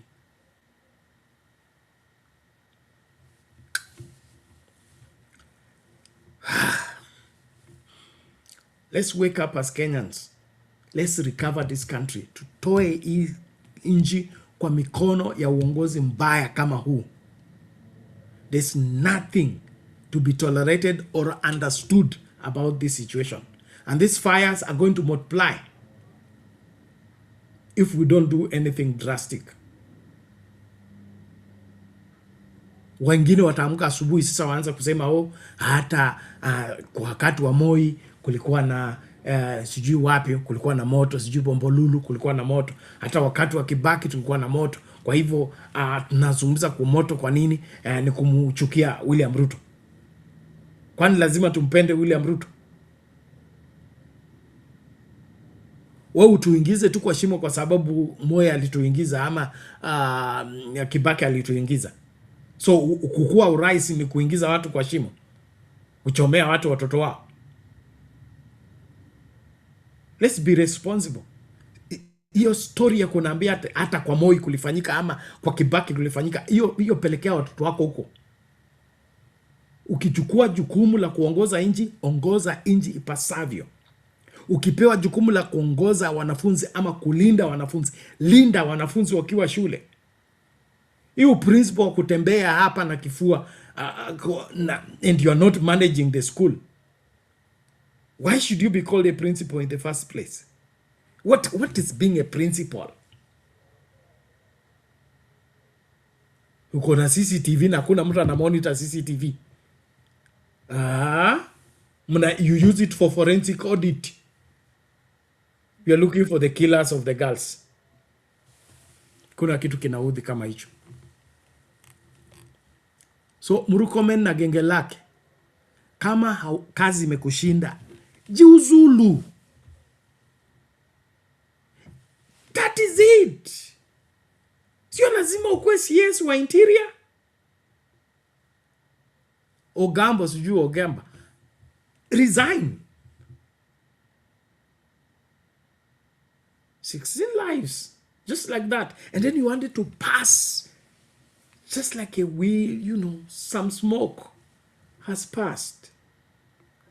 Hapana. Wakenya?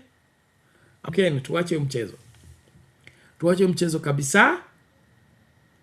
Let's secure our country. Let's recover our country. Let's reject bad leadership. And the incompetence of the William Ruto and team administration should not be tolerated. The excuse that even Uhuru, even Jomo Kenyatta, even Kibaki, hiyo story isisikizwe na mtu yeyote. Uongozi lazima uwe wa kujali na kulinda maslahi ya wengi wa Wakenya. Sio wachache wa Wakenya, wengi wa Wakenya. Haswa the young people.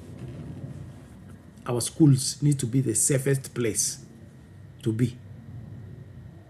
Let the children be unsafe on the road.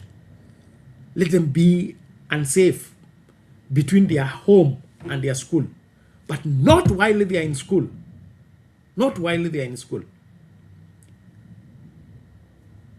And so let's wake up. Let's do the right thing. Well, thank you so much for being part of the conversation.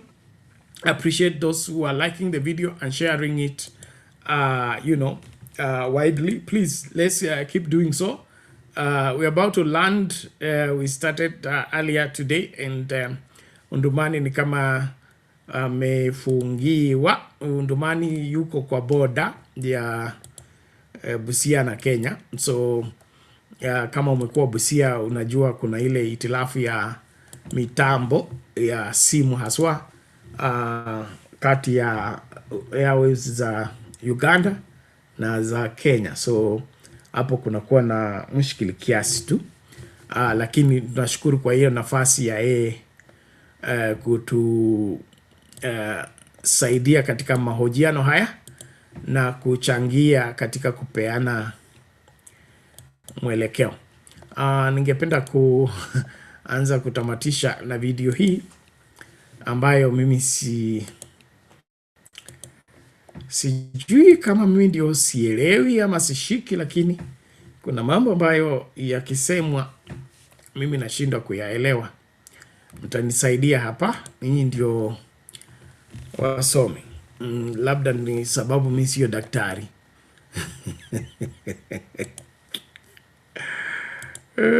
God have mercy on me.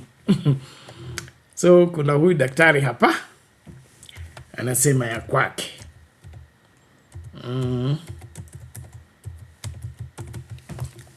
Okay, let's see how it plays out. All right. In the meantime, tuendelee kulike video tafadhali. Tuhakikishe kwamba kila kitu kinakwenda kulingana na mahesabu. So we'll take a short break as we prepare that video and then play it out. And then from there, we'll be able to understand what should be done. Let's hear this young man. So, what if in 2027 the government somehow forces me to shut down the people's IEBC? You know, this is very much possible, but we have found a way to address that. But before I tell you how we are doing it, in case you're not aware, the people's IEBC is a system that will ensure no one rigs the 2027 election. We have created a platform where any Kenyan can upload the Form 34As here, and then we analyze these uploads with our image processing AI models, and then we fill that information in these databases. We have also added verification that does these 4 main checks to ensure what was uploaded is a true reflection of what happened at the polling station. And finally, we tally and display the results publicly here in these websites. Now, the people's IEBC needs to be set up in a way it can function without me and my laptop, because as it is currently, with me controlling and facilitating everything, it has what we call a single point of failure. And so to address this, we are creating something called a network of independent nodes. In simple terms, we will be having people all over the world whose laptops will be doing the verification and relaying these results to the website. So for example, when one of our agents uploads this Form 34A, you can see Madaraka has 650 votes and Kalonzo has 20 votes and the rest. And by the way, if you have not registered as a People's IEBC agent who will be sending us these Form 34As, go to peoplesiebc.org and register. Anyway, these uploads are then distributed to all our node operators. Their systems do the verification, and once the results have been verified, they are updated to the blockchain, and this information is now relayed to the website for everyone to see. That way, even without me and my laptop, the tallying and the verification can still happen. And that's it. Anyway, in case you want to learn how to build such automated systems, I teach beginners how to build such AI automations and agents in my 6-day program that runs every month. So if you're interested, go to mataharidigital.com and register. It's only 2,999 Kenya shillings.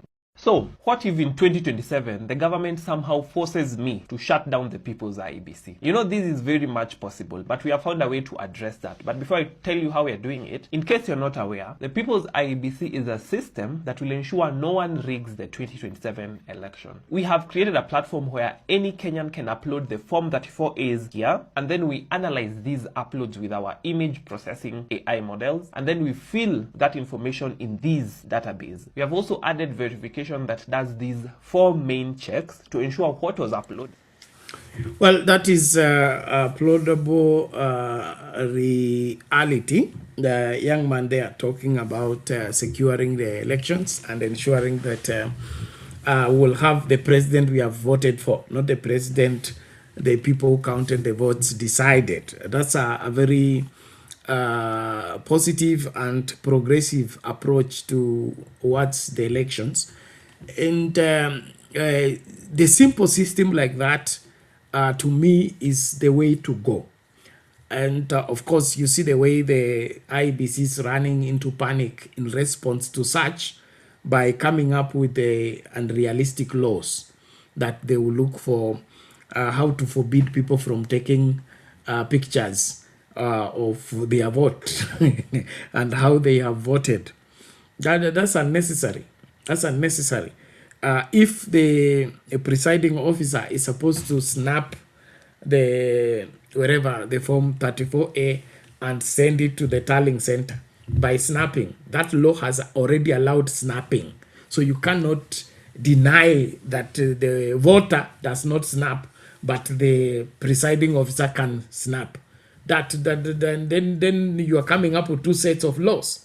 And so IEBC should just set their house in order and prepare to conduct an election that is credible, an election that is reliable. If they don't, then the people's IEBC is going to give us the president. Yes, the people's IEBC is going to give us governors, it's going to give us members of parliament. The riggers, those who have forgot the people, they are busy taking care of their stomachs and, of course, babysitting the William Ruto administration with all their lapses and negligence, and thinking that by associating with William Ruto, they are going to be re-elected. We will have a parliament we have elected.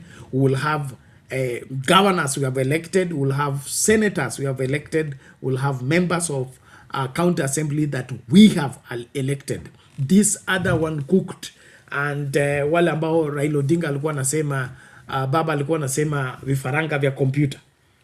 Mwisho wa vifaranga vya kompyuta umefika. So haitakuwa eti IBC peke yake ndio inaweza kujua nani alishinda na nani hakushinda kura. Wakati umefika kukuwe na rais ambaye tumechagua kama Wakenya, na nchi iongozwe na wale ambao tumepatia mamlaka ya kutuongoza, si wale wamenyakua na wale ambao wanakwenda kutuibia. Well, nilisema kwa hii nitaanza kufungasha. Tumsikilize huyu ambaye ni Rais Ruto akizungumza hapa. Mnisikilizia hapa alafu mnielewe. We were at the prayer breakfast yesterday in Safari Park. As I went to Safari Park, you could clearly see that the road from Nairobi to Safari Park on the side coming to Nairobi was full. You know? So we need to do an expressway on top of Thika Road.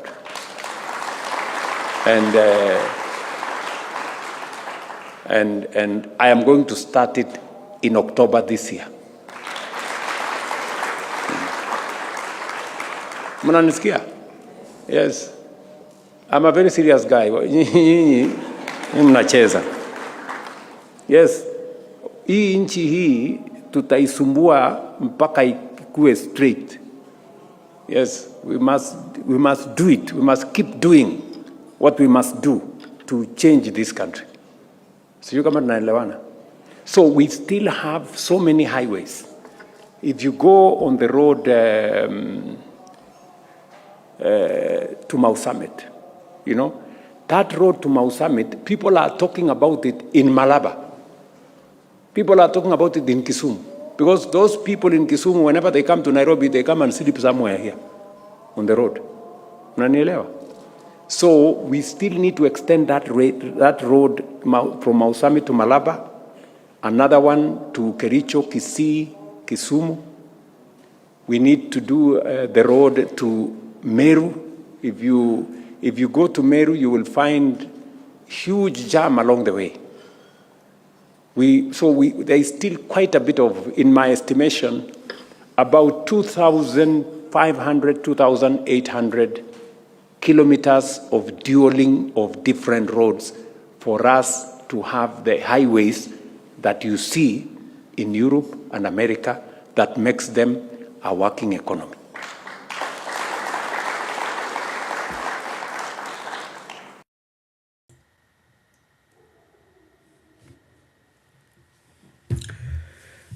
Huyo ni William Ruto, rais wa Kenya. No, mtanisamehe lakini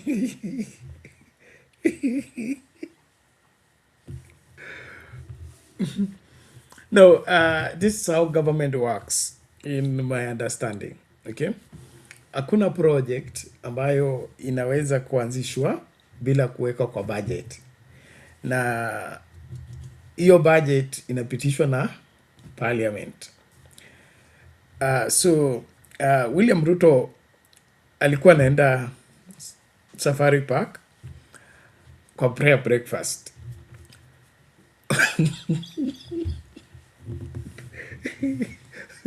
Wakati anaelekea kwa prayer breakfast, akaona kuna jam inside ya nini?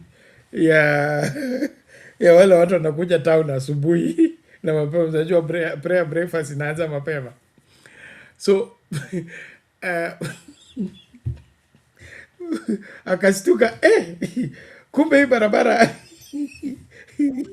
ina magari mingi. So akaamua, you will forgive me please. So kwa hiyo prayer breakfast akaamua kwamba anaweka nini, expressway juu ya Thika highway, super highway, and then ataanza hii Oktoba.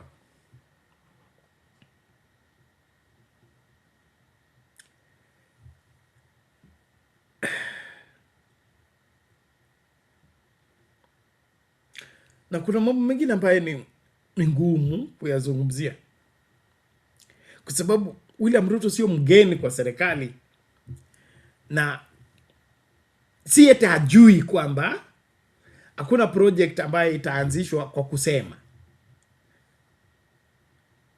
So kama aligundua kwamba Thika Highway inahitaji expressway on top, akienda prayer breakfast, I'm just using his words, okay? Then anawaambia wale watu wa prayer breakfast kwamba itakuwa nini, anaanza hiyo Oktoba, na saa hii tumefunga 2026 2027 budget. Tunangoja tu kupitisha. So hii super highway itawekwa kwa budget saa ngapi ndio ianzishwe hii Oktoba? Utanieleza? Well, I think we are dealing with an administration that is not serious. And it delights into being in the news and circulating by those outrageous claims.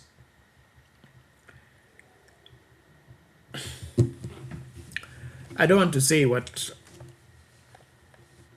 should not be said, but in my opinion, it's a very sad day in Kenya. A very sad day in Kenya indeed, and I never thought that we'll ever come to such. Government was honorable when we were growing up as small boys, and being a leader of the country was something of great, dignity and respect. But we have reduced it to a circus. We have reduced it to comedy. We have reduced it to anything can be said, anything can be done. No. Public office needs to be held in high esteem. Not this kind of treatment. So, wacha tungoje. Oktoba haiko mbali. June imeanza. Happy Madaraka Day. So, it's June, July, August, September, October. Hatuko mbali. Tutakwenda na kamera wapi?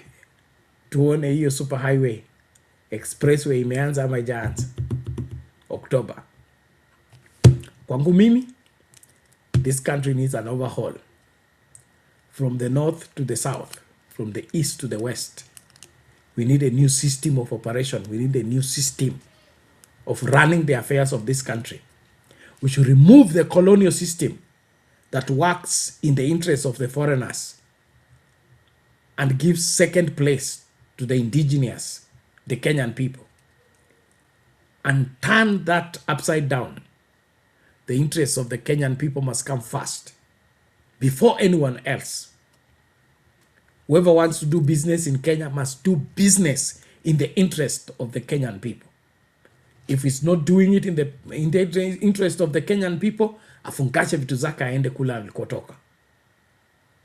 Uongozi ambao unafaa ni ule ambao utalinda maslahi ya wengi wa Wakenya. Sio uongozi wa kuuza Wakenya kwa sababu wameona hela. So wakati umefika, Wakenya tufanye uamuzi ambao ni bora. Uko na opportunity. Na ndiposa wale ambao walitengeneza katiba walikupatia ile nafasi ya kwamba watu hawa wapatie miaka 5. Hata katika hiyo miaka 5 kama wafanyi kazi waitwe. There is recalling clause in the constitution. So hakuna ile maneno ya 2 term, 1 term. Even that 1 term can be interrupted. The constitution gives us that right and that power. So hakuna kuvumilia ati rais ni mbaya lakini tuvumilie tu amalize miaka yake 10. Hakuna kumaliza miaka ya mtu 10. Kuna miaka 5 na baada ya miaka 5 kama hujafanya kazi vizuri unaonyeshwa mlango. Hivyo ndivyo ilivyo. So don't allow yourself to be sucked into the debate of 1 term, 2 term. let's look critically. Is Kenya better off with William Ruto? Is Kenya better off with who? Are the livelihood of Kenyans better off now with this kind of policies, roadside declarations, going for prayer breakfast, and now you see the need for expressway? And then instead of deploying machineries and putting up policies and following the due process of ensuring that whatever expressway you have seen can be done by getting the parliament, getting the experts involved, the engineers, and the involved people to give you feasibility study. How much will it cost? How long will it take to be built? And all that. You don't have any of that. Then you say you will start in October. Well, asanteni sana, naomba nisikasirike, lakini nashukuru wote ambao mmechangia kipindi hiki kwa njia moja au nyingine. Tunakuomba tu tafadhali samahani. Where are we? I think my camera is gone off. Sorry about that, and I was signing out. So please, ladies and gentlemen, thank you so much for being part of this conversation. I look forward to meeting you. Please, there is a new development. We are starting out some podcasts, and we are working in collaboration with RCM Studios, and therefore we have now 2 centers of operations. Our usual studios, this is the place we'll be doing the night shows, but daytime shows will be done from the RCM studios from the CBD. And then, of course, we have a slot for those who are aspirants. If you want to talk to your constituents, you need to get in touch with me using that number. Those of you following me on TikTok, there's a number right here. 0718454585. You contact me and suggest your member of parliament, your aspirant member of parliament, your aspirant member of county assembly, governor, president. I need all those people to ask them right questions because we need right leadership. And so kama una aspirant ambayo ungependa hojiwe, suggest na ama unicontact na namba yake, tutampanga. And then tutakuwa na mahojiano from our city center studios, RCM studios.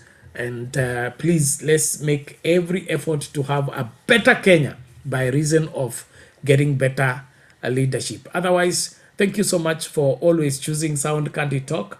And tuendelee kusupport na kushare video widely. Get more people to learn from what we are saying here, which I believe is necessary and very enlightening. Asanteni sana, tukutane tutakapokutana katika masafa tofauti. Happy Madaraka Day. Keep safe, please. Don't endanger anybody's life and don't put your own life in danger. God bless you.